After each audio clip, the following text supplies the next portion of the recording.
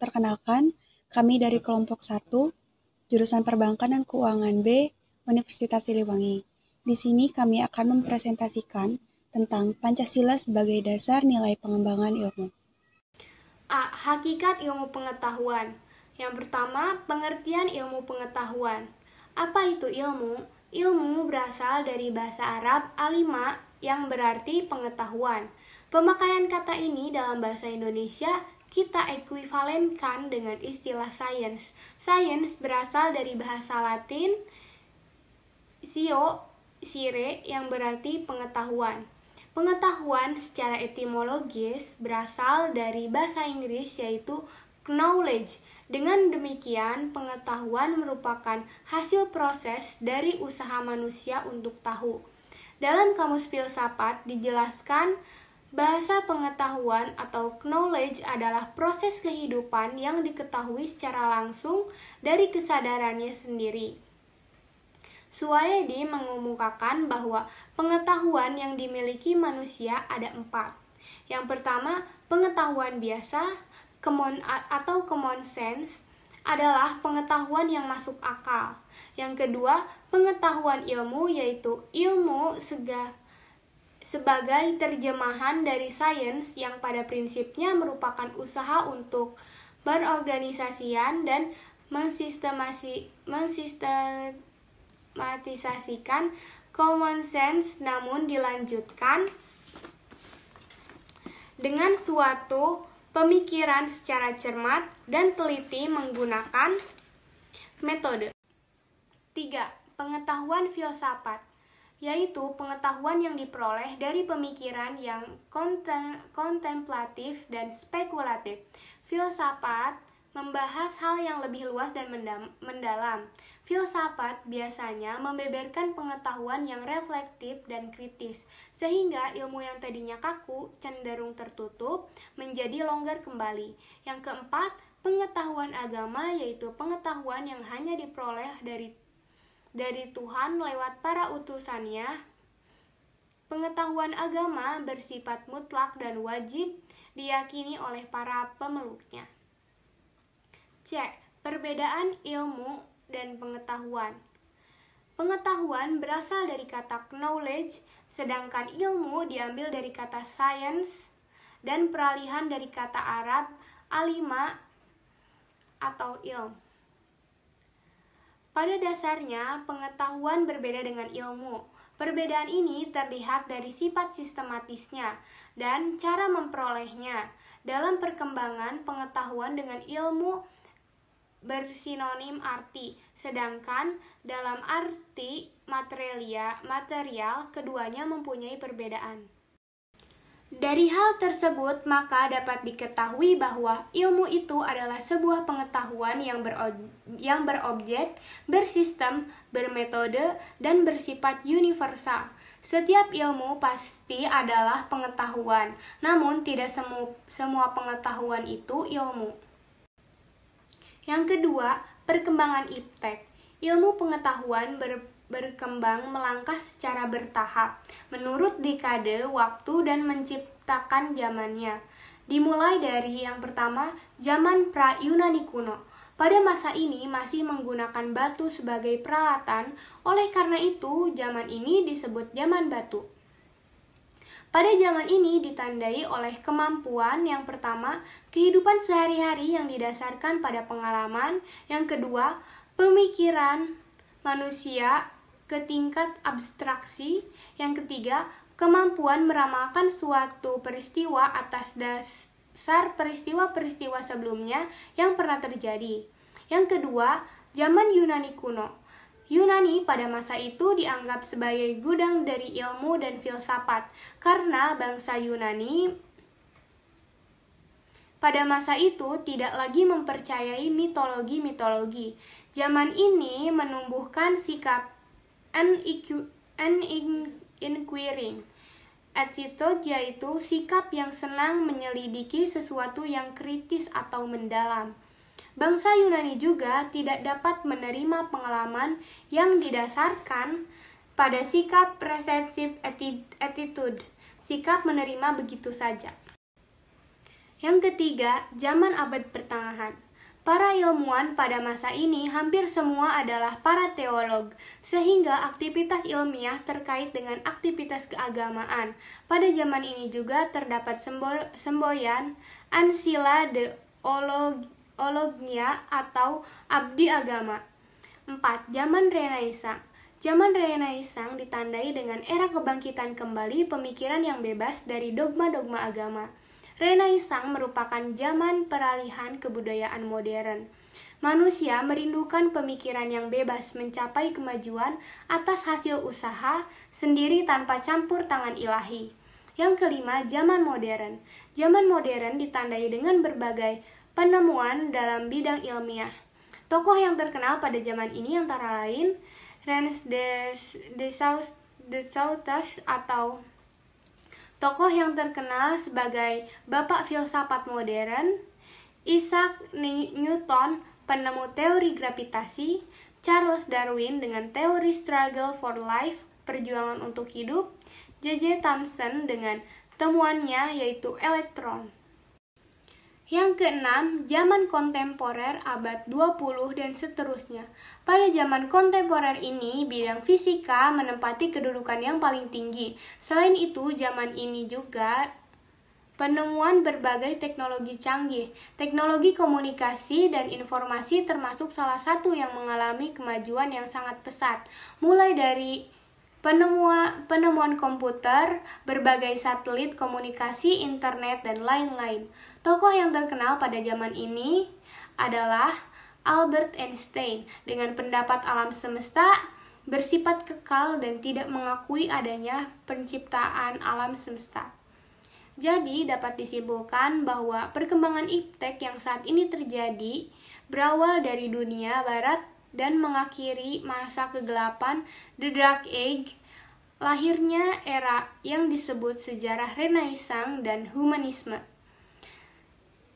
Setelah itu, pengetahuan yang terus berkembang, puncak dari pemikiran manusia yang disebut modern itu, yakni lahirnya revolusi industri. Revolusi industrilah sebagai cikal bakal adanya teknologi. B. Pancasila sebagai dasar pengembangan ilmu pengetahuan dan teknologi. Untuk relasi antara iptek dan nilai budaya serta agama dapat ditandai dengan beberapa kemungkinan sebagai berikut. Yang pertama, iptek yang tergantung dengan nilai budaya dan agama sehingga perkembangan iptek harus senantiasa didasarkan atas sikap human religius, yang artinya meskipun hal tersebut belum dapat berlangsung secara optimal, mengingat keberagaman agama dan budaya di Indonesia itu sendiri, keragaman tersebut di satu pihak dapat menjadi kekayaan, tetapi di pihak lain dapat memicu terjadinya konflik. Yang kedua, iptek yang terlepas dari norma budaya dan agama sehingga terjadi sekularisasi yang mengakibatkan pada kemajuan iptek tanpa dikawal dan diwarnai nilai human religius. Hal ini terjadi karena sekelompok ilmuwan yang meyakini bahwa iptek memiliki hukum-hukum sendiri yang lepas dan tidak perlu diintervensi nilai-nilai dari luar. Yang ketiga, yaitu iptek yang menempatkan nilai agama dan budaya sebagai mitra dialog, yang artinya merupakan sintesis yang lebih memadai dan realistis untuk diterapkan dalam perkembangan iptek di Indonesia. Sebab iptek yang berkembang di ruang hampa nilai justru akan menjadi bumerang yang membahayakan aspek kemanusiaan. Untuk nilai-nilai Pancasila sebagai pengembangan ilmu pengetahuan dan teknologi yang terkandung dari setiap sila-sila Pancasila. Yang pertama, nilai ketuhanan terdapat pada sila pertama, yaitu ketuhanan yang Maha Esa. Sila ini memberikan dasar bahwa iptek tidak hanya memikirkan apa yang ditemukan, apa yang dibuktikan, dan apa yang diciptakan, tetapi juga harus dipertimbangkan maksud dan akibatnya. Dua, nilai kemanusiaan terdapat pada sila kedua, yaitu kemanusiaan yang adil dan beradab. Sila ini memberikan dasar-dasar moralis bahwa manusia dalam mengembangkan iptek haruslah dengan cara-cara yang beradab, harus berdasarkan pada hakikat tujuan dan demi kesejahteraan umat manusia. Iptek bukan untuk kesombongan, kecongkakan, dan keserakahan manusia, tetapi demi untuk meningkatkan harkat dan martabat manusia. Untuk yang ketiga, nilai persatuan terdapat pada sila ketiga, yaitu Persatuan Indonesia. Sila ini mendasari bahwa IPTEK hendaklah dapat menumbuhkan rasa nasionalisme, rasa kebesaran bangsa, serta rasa keluhuran bangsa sebagai bagian dari umat manusia di dunia. Untuk yang keempat, yaitu nilai kerakyatan. Terdapat pada sila keempat, yaitu kerakyatan yang dipimpin oleh hikmat kebijaksanaan dalam permusyawaratan perwakilan. Sila ini mendasari bahwa pengembangan IPTEK itu haruslah bersifat demokratis, yang artinya ilmuwan memiliki kebebasan untuk mengembangkan IPTEK, namun ilmuwan juga harus menghormati dan menghargai kebebasan orang lain, serta memiliki sikap yang terbuka untuk dikritik, dikaji ulang, maupun dibandingkan dengan penemuan dari teori lainnya. Untuk yang terakhir, yaitu nilai keadilan, terdapat pada sila kelima, yang artinya keadilan sosial bagi seluruh rakyat Indonesia. Sila ini sebagai dasar dalam pengembangan IPTEK dalam menjaga keseimbangan keadilan dalam kehidupan kemanusiaan, yaitu keseimbangan keadilan dalam hubungannya dengan dirinya sendiri dan manusia dengan Tuhannya, serta antara manusia dengan manusia lain, manusia dengan masyarakat bangsa dan negara, serta manusia dengan alam lingkungannya. Nah, untuk kelima nilai dasar Pancasila tersebut merupakan pondasi yang paling kuat bagi bangsa Indonesia untuk mengembangkan IPTEK. Bahkan penemuan IPTEK dengan syarat mutlak, IPTEK tersebut tidak bertentangan dengan nilai-nilai Pancasila. C. Urgensi kedudukan Pancasila sebagai dasar pengembangan IPTEK. Urgensi Pancasila sebagai dasar nilai pengembangan ilmu. Dengan kemajuan IPTEK, generasi budak kita mulai kehilangan spirit dalam mempertahankan nilai-nilai budaya bangsa yang sudah tertanam sejak dahulu kala. Kehilangan spirit ini boleh jadi disebabkan oleh romantisme budaya yang semakin berkembang akibat tergerus oleh implikasi globalisasi yang syarat dengan kebebasan. Menurut Surajio, paling tidak ada 3 faktor sebagai indikator bahwa ilmu pengetahuan itu bebas nilai. A. Ilmu harus bebas dari pengandaian. Bebas dari pengandaian tersebut, yakni bebas dari pengaruh eksternal seperti faktor politis, ideologi, agama, budaya, dan unsur kemasyarakatan lainnya. Kemudian B. Perlunya kebebasan usaha ilmiah agar otonomi ilmu pengetahuan terjamin. Kebebasan itu menyangkut kemungkinan yang tersedia dan penentuan diri. Kemudian yang C. Penelitian ilmiah tidak luput dari pertimbangan etis yang sering dituding menghambat kemajuan ilmu, karena nilai etis itu sendiri bersifat universal. Menurut sastra prateja, setiap ideologi negara harus mampu. Kedudukan Pancasila sebagai landasan kebijakan pengembangan IPTEK diantaranya adalah A. Pengembangan ilmu pengetahuan harus menghormati keyakinan religius masyarakat, karena dapat saja penemuan ilmu yang tidak sejalan dengan keyakinan religius, tetapi tidak harus dipertentangkan karena keduanya mempunyai logika sendiri. Kemudian B. Ilmu pengetahuan ditujukan bagi pengembangan kemanusiaan dan dituntun oleh nilai-nilai etis yang berdasarkan kemanusiaan. Kemudian yang C. IPTEK merupakan unsur yang menghomogenisasikan budaya. Unsur tersebut merupakan unsur yang mempersatukan dan memungkinkan komunikasi antar masyarakat. Membangun penguasaan IPTEK melalui sistem pendidikan merupakan sarana memperkokoh kesatuan dan membangun identitas nasional. Kemudian D. Prinsip demokrasi akan menuntut bahwa penguasaan IPTEK harus merata ke semua masyarakat karena pendidikan merupakan tuntutan seluruh masyarakat. Dan E. Kesenjangan dalam penguasaan IPTEK harus dipersempit terus-menerus sehingga semakin merata, sebagai konsekuensi prinsip keadilan sosial. Masih menurut pendapat sastra prateja, Pancasila sebagai landasan etika pengembangan IPTEK. Yang pertama, pengembangan IPTEK terlebih yang menyangkut manusia haruslah selalu menghormati martabat manusia, misalnya dalam rekayasa genetik. Kemudian B. IPTEK haruslah meningkatkan kualitas hidup manusia baik sekarang maupun di masa depan.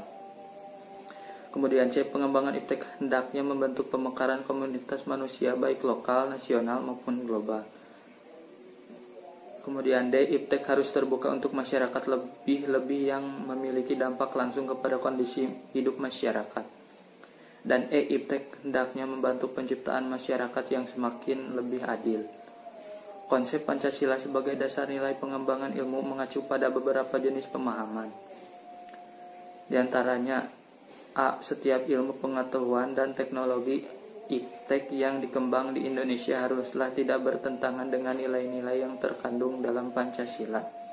Kemudian B. Setiap ilmu pengetahuan dan teknologi iptek yang dikembangkan di Indonesia harus menyertakan nilai Pancasila sebagai faktor internal pengembangan ilmu pengetahuan itu sendiri.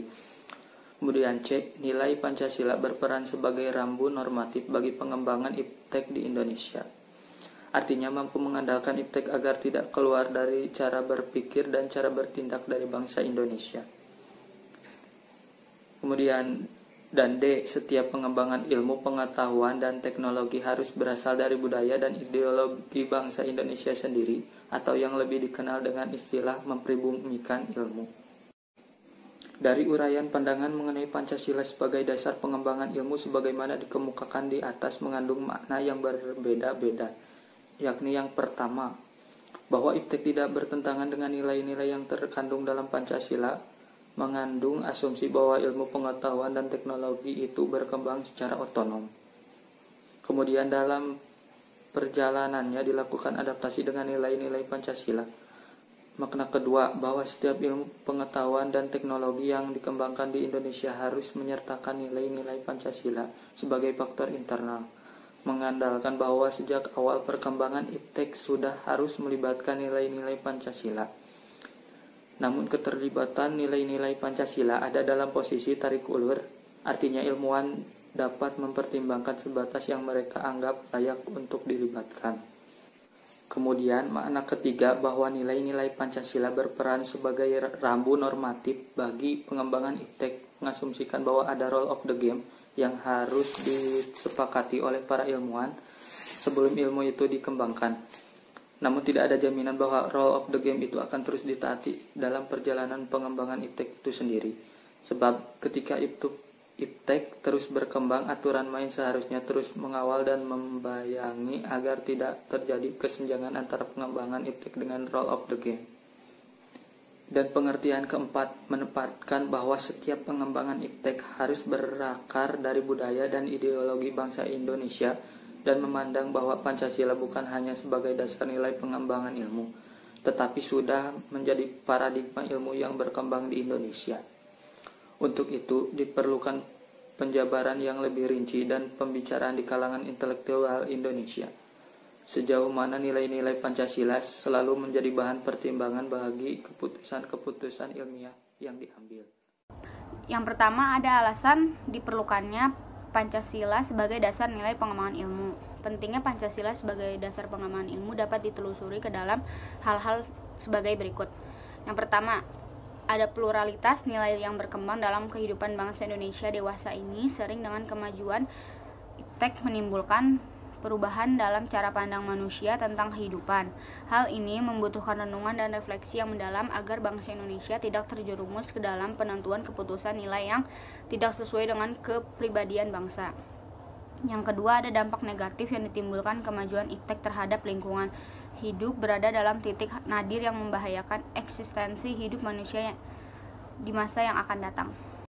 Dan yang ketiga, ada perkembangan iptek yang didominasi negara-negara barat dengan politik global ikut mengancam nilai-nilai khas dalam kebudayaan bangsa Indonesia seperti spiritualitas, gotong royong, solidaritas, musyawarah, dan cita rasa keadilan. Oleh karena itu, diperlukan orientasi yang jenis untuk menyaring dan menangkal pengaruh nilai-nilai global yang tidak sesuai dengan nilai-nilai kepribadian bangsa Indonesia. Yang keempat, sementara itu, alasan Pancasila dijadikan dasar pengembangan ilmu, pengetahuan, dan teknologi merusak lingkungan yang ditimbulkan oleh adanya iptek, mengakibatkan generasi yang akan datang menerima resiko rawan bencana, penggunaan benda-benda teknologi yang menggantikan peran nilai-nilai leluhur. Dan yang kelima, ada gaya hidup global menggantikan nilai-nilai kearifan lokal. Pengembangan ilmu pengetahuan dan teknologi harus senantiasa berorientasi pada nilai-nilai Pancasila. Sebaliknya, Pancasila dituntut terbuka dari kritik, bahkan merupakan kesatuan dari perkembangan ilmu yang menjadi tuntunan peradaban manusia. Peran Pancasila sebagai paradigma pengembangan ilmu harus sampai pada penyadaran bahwa finalisme kaidah keilmuan atau kemandirian ilmu hanyalah akan menjebak dari diri seseorang pada masalah-masalah yang tidak dapat diatasi dengan semata-mata berpegang pada kaidah ilmu sendiri.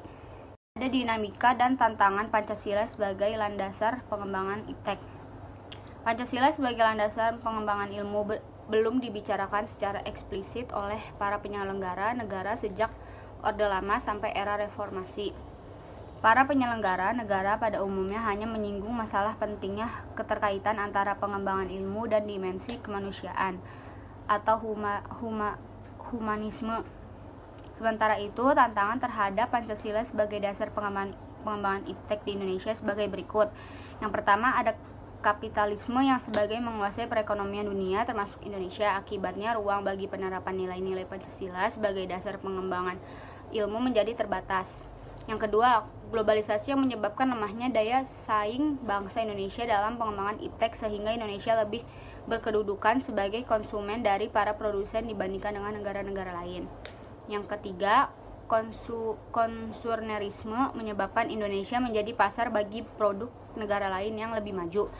Dan yang terakhir, pragmatisme yang berorientasi pada 3 ciri, yaitu keberhasilan, kepuasan, dan hasil, mewarnai perilaku kehidupan sebagian besar masyarakat Indonesia.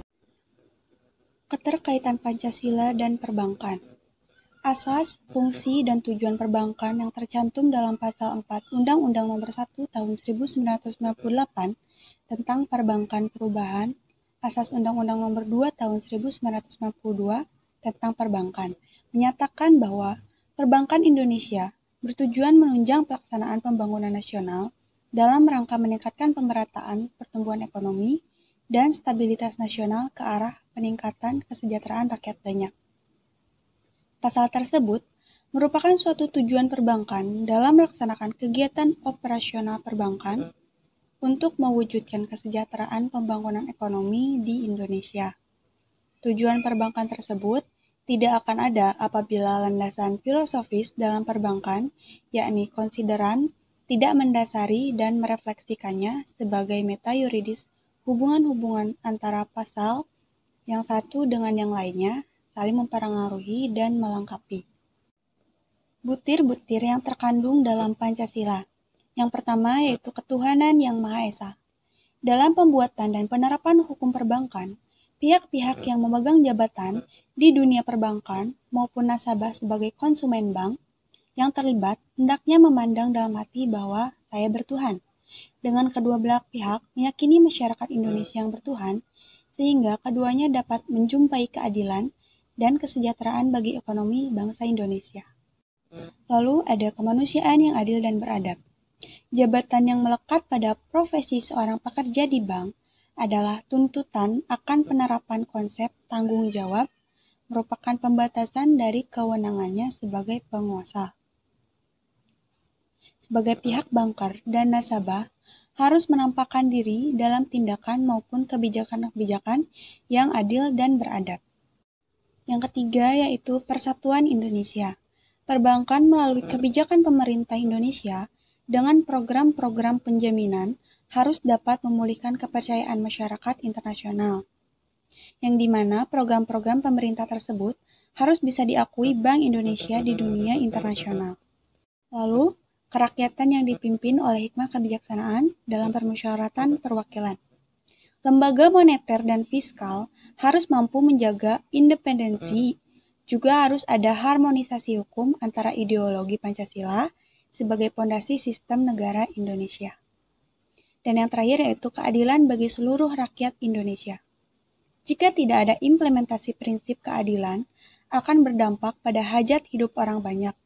Yang pertama yaitu segi operasional kegiatan perbankan, lalu integritas pejabat-pejabat perbankan untuk memperoleh atau menjaga setiap penegakan keputusan hukum, seperti pada dimensi budaya hukum dan dimensi cita hukum Pancasila. Lalu, pembuatan keputusan peraturan hukum harus sesuai terhadap bank, seperti kejelasan tujuan, kelembagaan atau organ pembentuk yang tepat, kejelasan rumusan, keterbukaan, dan masih banyak lagi. Kesan pesan selama saya belajar pendidikan Pancasila, di mana seperti yang kita ketahui, di masa pandemik ini semua proses pembelajaran dilakukan secara daring atau online, sehingga materi pembahasan bisa saja kurang dimengerti karena adanya gangguan dalam jaringan. Namun dengan membagikan materi tersebut melalui Google Classroom atau WhatsApp, saya maupun mahasiswa lain dapat mengulang kembali materi dan dapat dengan mengerti dipelajari. Semoga kedepannya kita semua dapat melaksanakan perkuliahan secara offline dan dapat bertemu secara langsung, serta tetap jaga kesehatan. Kesan saya selama mengikuti mata kuliah Pancasila sangat menyenangkan karena materi yang disampaikan sangat menarik dan metode pembelajaran sangat unik seperti mengupload materi di YouTube. Jadi ketika saya kurang paham dengan materi, saya dapat mengulang kembali materi tersebut. Terima kasih. Kesan dan pesan selama belajar Pancasila. Belajar Pancasila itu mengasihkan di mana kita bisa mengetahui dan menggali lebih dalam sejarah-sejarah bangsa dari awal sampai sekarang ini. Untuk pesannya, semoga ilmu yang didapatkan dapat bermanfaat khususnya untuk saya sehingga dapat saya amalkan kembali. Kesan selama belajar Pancasila di kelas ini adalah ilmu yang Bapak sampaikan itu bisa saya mengerti apa itu Pancasila, etika politik, dan lain-lain. Dan saya berharap saya bisa ketemu Bapak secara langsung, ataupun kalau tidak ketemu bisa ada dosen yang seperti Bapak. Terima kasih untuk 1 semesternya. Semoga ilmu yang Bapak sampaikan itu bermanfaat bagi saya dan semuanya.